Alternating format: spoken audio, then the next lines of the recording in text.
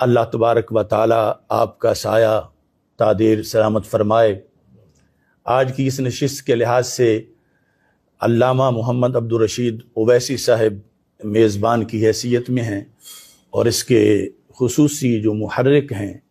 وہ مناظر اسلام حضرت پیر سید محمد مظفر حسین شاہ صاحب رضوی زیدہ شرفو ہیں۔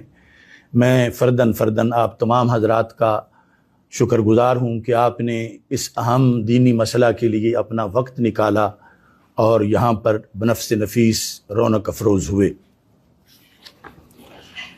مسئلہ فدق پر روافظ کے رد میں گفتگو کرتے ہوئے جو میں نے یہ کلمات بولے تھے، جب مانگ رہی تھیں تو خطا پر تھیں، یہاں لفظ خطا سے میری مراد قطعی طور پر خطائے اجتہادی ہی تھی، جس پر کلام کا ماقبل، جس میں سیدہ پاک رضی اللہ تعالی عنہا کو محفوظہ کے لقب سے ذکر کیا گیا ہے، اور کلام کا مابعد بھی دلالت کرتا ہے، جس کی میں نے بعد میں خود وضاحت بھی کر دی تھی۔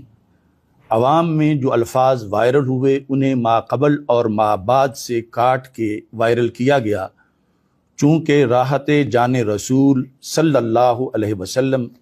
حضرت سیدہ زہرا بطول رضی اللہ تعالی عنہا کے آداب کا معاملہ بڑا حساس ہے، لہٰذا اکابر علماء اہل سنت کے کہنے پر انتشار و اختلاف کے خاتمہ کے لیے یہ الفاظ جب مانگ رہی تھیں تو خطا پر تھیں کہ کلمات کو بندہ ناچیز واپس لیتا ہے، نیز محفوظہ عن الخطا کہ یہ معنی ہرگز نہیں ہے کہ ان سے کبھی نہ کبھی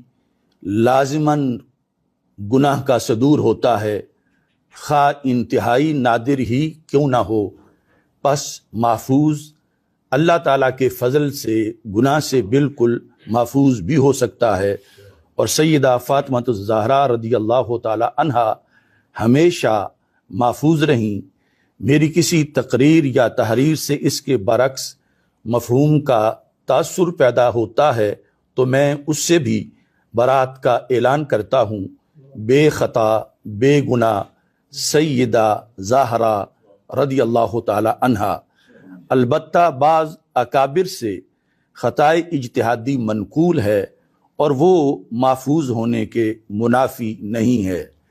اب بھی کسی کو میری اصل گفتگو میں لفظ اجتہادی کی صراحت نہ کرنا نامناسب معلوم ہوتا ہے،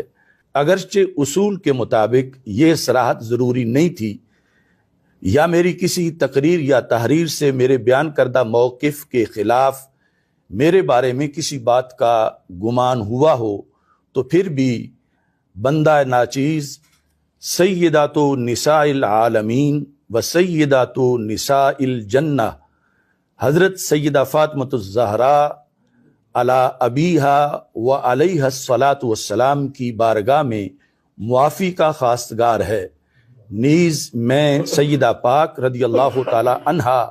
کے وسیلے سے دعا کرتا ہوں کہ اللہ تعالیٰ میری ہر لغزش کو معاف فرمائے، اور آئندہ بھی فکری کجی اور لفظی زلات سے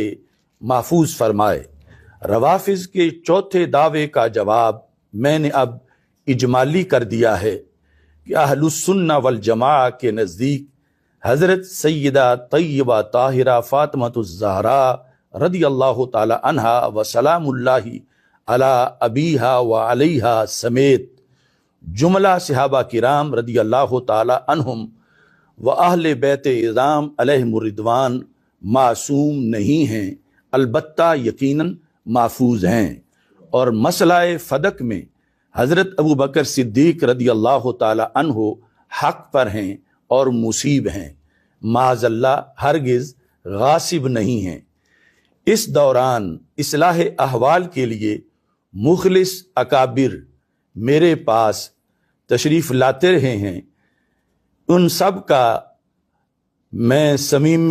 قلب سے شکر گزار ہوں، دعا ہے اللہ تعالیٰ اپنے حبیب کریم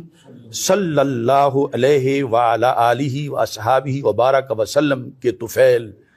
ہمارے مابین محبت و احترام کا رشتہ قائم فرمائے، اور ہم سب کو یک زبان ہو کر اور یکسو ہو کر دین حق،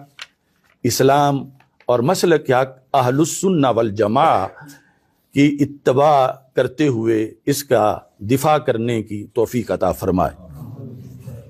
بسم اللہ الرحمن الرحیم،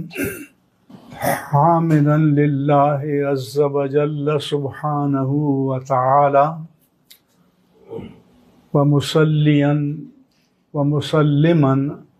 علی رسول اللہ وعلی آلہ الکرام وصحبہ العظام اجمعین۔ حضرت اللہ